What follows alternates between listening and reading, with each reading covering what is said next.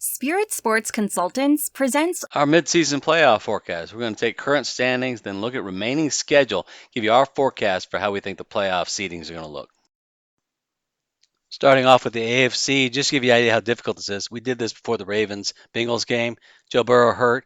No telling how long that'd be. So we had Bengals at 7. We're switching it up to the Browns. We think their defense is going to be enough to get them into the slot. Like the Jags, they're at 6. Don't think they'll win the division. The resurgent Steelers doing so much with that defense.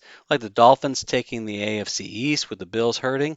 And then at 3, we have the surprising Houston Texans. CJ Stroud. The schedule's really easy. We don't know they're necessarily better than, say, the Dolphins. Schedule's easy. Love the Ravens at 2, even without Mark Andrews. That injury last night looked like he's out for the season. And number 1, we've got the defending champs. We think they're a little bit less on offense, but that defense more than makes up for it. So we keep them there at the 1 spot. Plus, their schedule's easier than the other teams. And now let's take a look at the NFC teams and the playoff seedings for our playoff forecast. Starting out at number 7, we've got the Seahawks slipping in there. At 6, and I've been picking against the Vikings all year. I apologize for that, but I see them slipping in here at 6. With Joshua Dobbs leading that Kevin O'Connell offense, I have been impressed despite my lack of picks. At 5, we have the Cowboys. I think that's going to be one of the best wildcard teams we've seen in a while.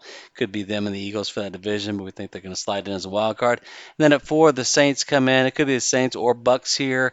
NFC South is so mediocre. We're going to go with the Saints for now. At 3, we've got the 49ers. Had they not had that 3-game skid, they could easily be the 1 seed.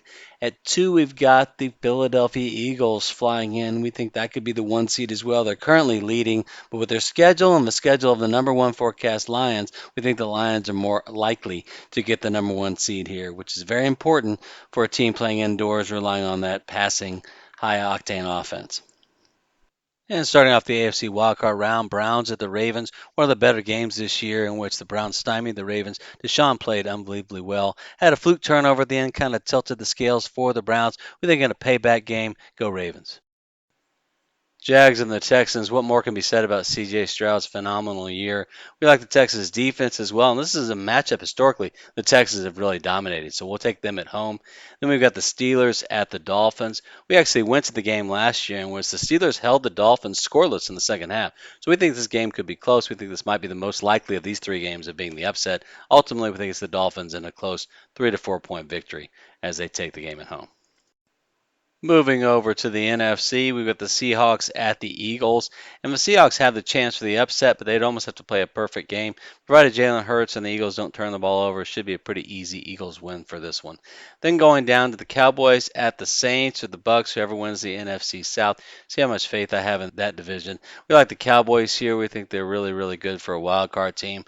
For the NFC East, could go back and forth. Either one of those teams could win it. And then Vikings fans, we have your team here. Vikings at the 49ers. We know the Vikings won the game in Minnesota. We don't see that happening in the Bay Area, although it's going to be a close one. We think the 49ers, McCaffrey, Brock Purdy, Deebo Samuel, those guys are just too much for the Vikings to handle.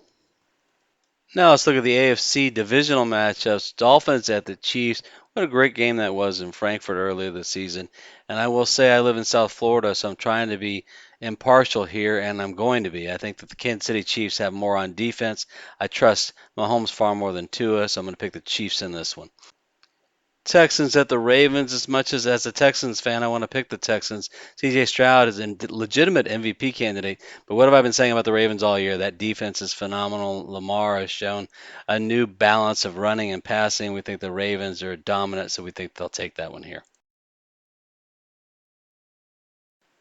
Divisional round, NFC 49ers and Eagles. What a game this is going to be. We have a preview of this one in week 13, so check that one out.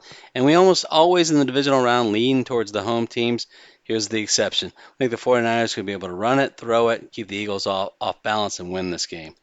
Next game up, we have Dallas at Detroit. Can you imagine how loud Ford Field's going to be hosting an important playoff game like this in the number 1 seed? We've loved Dallas all year. We picked them almost every week, but Dallas, this is where we leave you. We think Dak's playoff struggles continue. You're going to hear all the ESPN guys complaining, saying he's horrible. He's not horrible. Detroit's just better. Jared Goff's having an unbelievable year. They got more weapons. Offensive line's the best in the league. Give it up for the Lions. No more SOL. Next up, we have the AFC Championship Game with the Ravens at the Chiefs. We typically lean towards the home field, but in this case, we think both defenses are fairly evenly matched. Chiefs are slightly better statistically. We think the Ravens are going to be able to run the ball, pass the ball, balance it out, and their offense is just a little bit better than the Chiefs this year. Even without Mark Andrews, that injury definitely hurt. We think that's enough to get them to the Super Bowl. And then finally, we have the NFC Championship Game with the 49ers and the Lions. And seeding is important here. We think the Lions need that one seed to be able to protect home field and then get home field through the entire playoffs. If they do so, we see them winning the game here 31-24. If it did flip, they had to go, say, to Philadelphia or San Francisco. We're not as high on them because of the inclement conditions, especially if they were to go to Philadelphia or whatever. They can't have wind. They can't have cold temps. They need that forward field controlled environment. In this case, we see them beating the 49ers and proceeding to the Super Bowl. So that means Super Bowl 58 in Las Vegas features the Lions and the Ravens. And this is a rematch of an earlier game this season. It was a one-sided affair. The Ravens just destroyed the Lions. But looking back at that game, we see why that happened. The Lions are a passing team, an indoor team, and the winds were gusting 20 to 30 miles an hour. Lions got down like 14 to 21 nothing in the first quarter and had to pass after that. It's pretty much over. We like the rematch. We like the Lions here, ending the curse of Bobby Lane.